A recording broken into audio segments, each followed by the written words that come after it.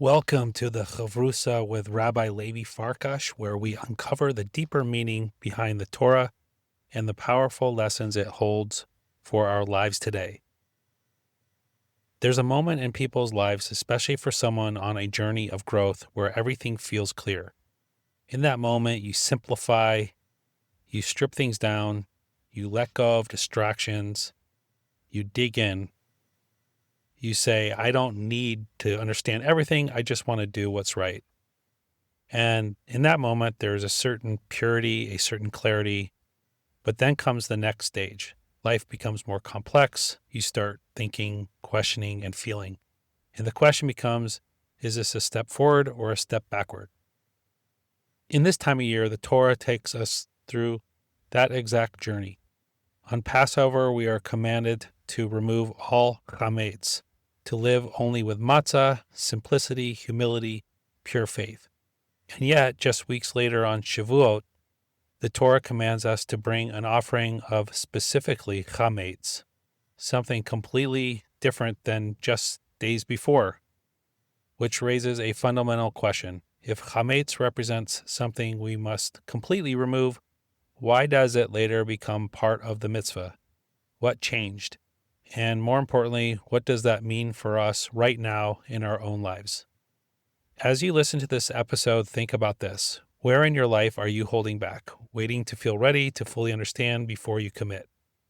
And where might the Torah be telling you, start with simple faith and let the understanding come later? Tonight, Rabbi Levi Farkash walks us through this important lesson. We will explore the deeper meaning of this journey, from simplicity to complexity, from faith to understanding, and what it means to serve Hashem not only by stepping beyond ourselves, but by ultimately bringing our entire selves into the service. Let's begin.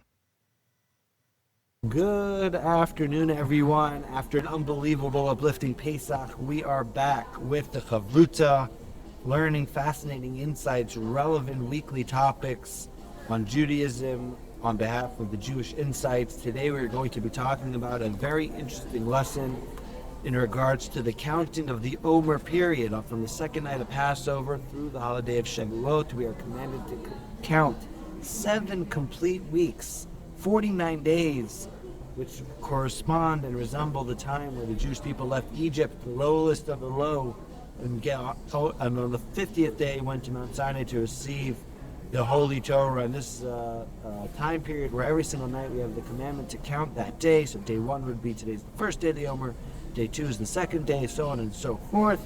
And each day, according to Kabbalah, represents a inner dimension of character refinement, highlighted by the 7 Sefirot, the emotional Sefirat Chesed, Gevurah, Tiferes, Netzach, Chesed, Malchus. But today we're going to talk about how ironic it is that this counting of the Omer starts on Passover and ends on Shavuot, with a few details to the story and how relevant that story is. Starting off right away, source 1, the Exodus talks about the mitzvah of Pesach, or the prohibition on Pesach, which is to not eat Chametz, and specifically to eat matzah. Source number 1, Exodus chapter 13, it says, for 7 days you must eat matzah, and the 7th day shall be a festival to God. Matzah must be eaten these 7 days. No chametz may be seen in your possession, and no leaven may be seen in all your boundaries. So everyone knows Pesach, the mitzvah, is to eat matzah, and on the flip side, it is a negative prohibition to find chametz, leavened products, in your midst on Passover. Let's jump right in to source number 2, the holiday Shavuot. We bring a special holiday offering to the temple. 2 loaves of bread, which it has to consist of chametz. Says Leviticus, you shall count from the day following Passover holiday when you brought the Omer offering, 7 complete weeks. Until the day after the 7th week, you shall count 50 days, and you shall present a new meal offering to Hashem. From your settlements, bring 2 loaves of bread as a wave offering. They shall be made of 2/10 of an ephah measurement of wheat meal, and shall be baked as leavened bread. They are the first harvest offering to God. So it's very interesting that from the second night of Passover. You count 49 days. And on the 50th day, you would bring an additional offering, and that additional offering was specifically included with 2 loaves of bread. Now, if you know any details about the temple, you would know that anytime there was bread, quote unquote, accompanying any sacrifice, or the show bread, right, the lechem upon it was matzah. It wasn't bread that was accompanying the sacrifices. The temple was clean of chametz throughout the entire year. The only time that it was commanded in the Torah to bring bread accompanying your sacrifice was on Shavuot at the end of this counting of the Omer period. Now, we know that the Thanksgiving offering also had bread, but the Thanksgiving offering was a personal offering. You brought it when you had to bring things. Communally, in the temple, no other offering had bread. They all had matzah at all, and it was only this Shavuot carbon, this Shavuot sacrifice, where you must bring bread according to the Torah. So it's very, very interesting. On one hand, you have Passover, where the mitzvah is to bring matzah, to eat matzah, and not to have chametz in your midst. But at the end of the counting period of Shavuot, you have the mitzvah that you have to bring bread, which seems very, very interesting because the Omer starts on Pesach and ends on Shavuot, which means that there's a connection between Passover and Shavuot through the Omer. On what? So why would it seemingly, what is the symbolism? What is the reason why that at the start of the Omer, we only have matzah and we're not allowed to have chametz, but at the end of this counting of the Omer period, we land on Shavuot, where we not only don't have matzah anymore, but we are commanded specifically to have bread. So the Rebbe offers a very interesting insight. Between Passover and Shavuot, we count the Omer, which means that even though it's one long time period, Passover, Omer, Shavuot, but it's split up into 3 categories. The start of the Omer, which starts on Passover, which is a holiday for itself. Then we have the counting of the Omer, right, just day by day. And then we have the holiday of Shavuot, which is where the Omer finishes. The distinctions between them are as follows. Passover, chametz is forbidden. During the Omer period, it is permitted. On Shavuot, its consumption is a commandment. The 2 loaves were specifically made of chametz, which comes again back to the question the Rabbi asks, if chametz is forbidden on Passover, then how do we make it a part of the mitzvah at the end on Shavuot? In order to explain this, we have to really understand what is chametz, what is matzah, and how this is a symbol through our growth during this time period and specifically in our life. The explanation is as follows. Chametz represents ego, haughtiness, and logic, while matzah represents the opposite. It is called poor man's bread. It has no self-importance and no taste. On the other hand, right, the Torah says that chametz represents ego, as expressed in the fact that it rises, and matzah represents humility. The Maimer and Zakin, the author of his Maimer, says that this is the main difference between chametz and matzah. The bread of chametz, which is flavor, symbolizes the person's intellect, which likewise has flavor, right? When we think and understand something, it brings a whole added flavor to what we're trying to understand. The bread of matzah, on the other hand, is called the bread of the pauper. It lacks any flavor at all. It represents humility, nullification. That's why it's called bread of faith, because faith transcends reason. So we have 2 things. On one hand, we have matzah, right? Matzah represents the service of Hashem, which is in self-nullification. Pure faith. You're doing what Hashem wants you to do, not because you understand it, not because you're emotional about it, but simply because you're ingrained in this concept called faith in the one above, and therefore, whatever he says, that's what we're going to do. On the other hand, we have the idea of chametz. Chametz represents adding flavor, adding emotion, adding intellect, adding your personality to the equation, right? When a Jew starts to understand why he does mitzvahs, when a Jew starts to get emotional and passionate about his love and fear towards Hashem, this is serving God through the chametz style approach, where your sense of self becomes directly involved in the service to Hashem.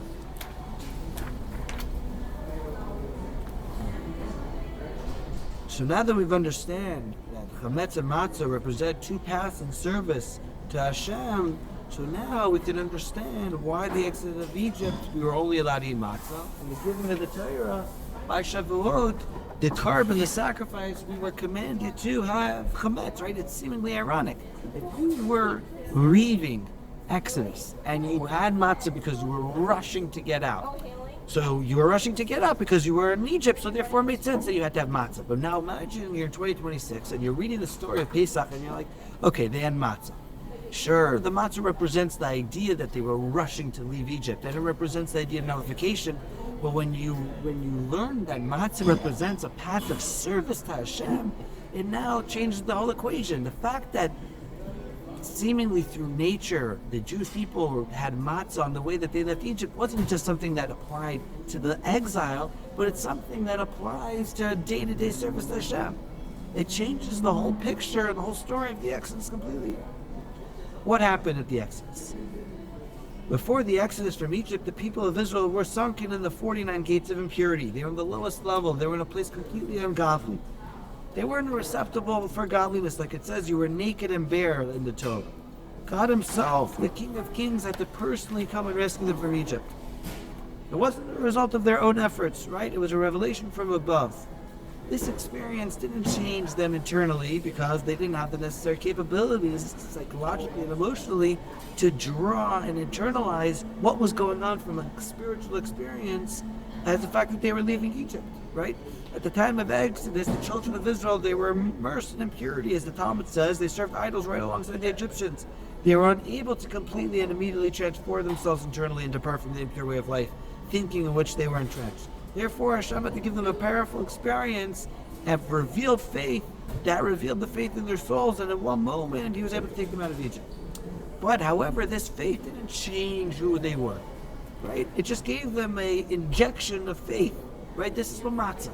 Matzah is injection of faith, and that is why matzah becomes the symbolism of the exodus of Egypt. It doesn't only mean that they rushed to get out. It doesn't only mean that we have to experience humility. This was the service of the Jewish people in Egypt, that they only had faith in Hashem. Oh, but then they counted the Omer. They came to Mount Sinai, the giving of the Torah, after a 49-day period, which, according to Kabbalah, refines the animal soul.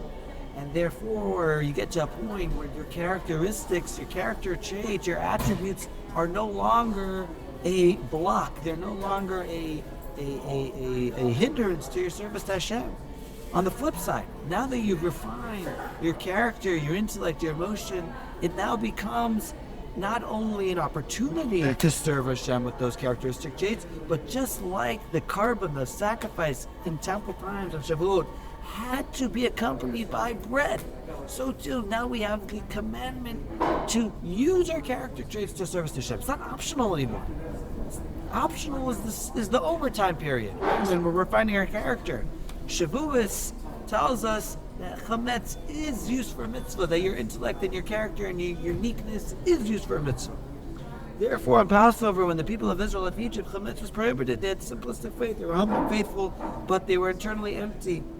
Only on Shavuot, after they counted the 49 days, after they stepped out of the lowest level of level 49 and went to 48 and 47, 46, until they were no longer at anything impure, their intellect, their emotion was able to be harnessed to serve Hashem, only then did they have the commandment, where Hashem says, this carbon, this sacrifice on Shavuot is going to be accompanied by bread, and the symbolism is that now your service is going to be accompanied by your bread. Your intellect, your chametz, your ego, your healthy characteristic traits are now refined, and they could be served for Hashem. Beautiful. How does this play into the day-to-day? In our day, we do not physically offer the sacrifice of the two loaves, but it is still relevant to our soul's spiritual journey during those 3 periods. Our sages said, in every generation, a person must view himself as if he left Egypt today. We must always strive to escape the constraints of our body and animal soul, leaving Egypt in a spiritual sense.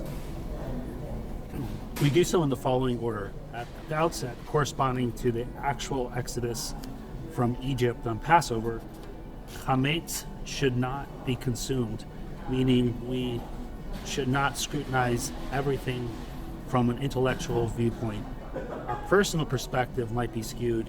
Instead, focus on humility and accepting the yoke of God. That is something that transcends intellect. Right? So a person is commanded every single day to look at themselves like they left out of Egypt. Meaning to say is a person every single day has to figure out, how do I become closer to Hashem? How do I pass over my limitations, my boundaries to become closer to God? And so the blueprint of the counting of the Omer that starts on Pesach and ends on Shavuot gives us the blueprint on how to get out of our limitations to serve Hashem the best way. What do you have to do first? Take the intellect out of the equation. Take yourself out of the equation. Your emotion, how you feel towards God, how you look at the mitzvahs, what you understand, what you don't. This makes sense, this doesn't make sense. Remove that. You have to start by knowing that it's Chametz. You cannot have it a part of the journey. You have to start by saying, I believe in Hashem, and this is what I want. I want to go on this journey with faith, simplistic faith. And then, after that, you go through the journey. One step at a time, slowly but surely, you go through what is called the counting of the Omer. You refine your character. The faith, the simple faith, starts leaning towards transcending yourself, changing yourself, and then finally you get to the so-called complete level. What's the final goal? Where your intellect, you're now refined, you're now in a much better place, you're now looking at it from a disproof point of view. You're looking at it from, now I've learned so much, I've refined my character so much, I'm going to use that intellect, I'm going to use that emotion to now jump it to the next level, because that's what Hashem wants. Hashem didn't create you with an intellect, a brain, and a heart to completely shelve it to the side in divine service. Hashem created it because that is the culmination, that is the level that we want to reach in service to God, where we could take our uniqueness, what makes you you, our brain, our emotion, our personality, and completely put that into Hashem. But that only comes at the end. You first have to have faith. And that faith you're going to build upon it through the counting of the Omer. You're going to change, you're going to become better, you're going to refine your character, and then you're going to serve Hashem as the way that you properly should with all your character traits. And this is a very fundamental approach in Chassidic philosophy, right? This was the whole idea of Chabad Chassidus. Up until the Alter Rebbe, it was very, very difficult for the average individual to really understand what does it mean to use your emotion and your intellect to serve Hashem, right? What happened? We served Hashem out of faith. We knew that our ancestors served Hashem, our ancestors Torah, our ancestors mitzvahs, and we used to use the holy rabbis as sources of inspiration to rationalize this service of faith. But then it came to a point in the world where the Alter Rebbe introduced the book of the Tanya, which says, no, you don't need another individual to give you a energetic shock to kind of boost up your foundational belief in Hashem. You're going to be able to transform your own intellect, your own emotion into service. And that's what the Tanya brought to the table. The Tanya explains Kikar Velacha, how close a person is to really serving Hashem with his complete self, through emotion, through intellect. And again, this is the lesson of this time period we find ourselves in. The beginning stages of counting the Omer, we just came off Pesach, we just injected that faith, that matzah, and we tell ourselves we're now going to go on a journey of self-refinement with the goal looking forward to eventually get to the point where we have to use our intellect, we have to use our emotion in the service of Hashem. And that is the symbol of the Shavuot sacrifice, where it had to be accompanied by bread. The only time of the year that it had to be accompanied by bread. And this is the aspiration of Chaim and Shiala strive for this incredible achievement, and we should internalize the message of the counting of the Omer. Thank you for listening to this week's Chavrusa with Rabbi Levi Farkash. We'll be back next week with another episode. Thank you, and please share these episodes with your friends and loved ones and community members if you find them uplifting and meaningful. Thank you.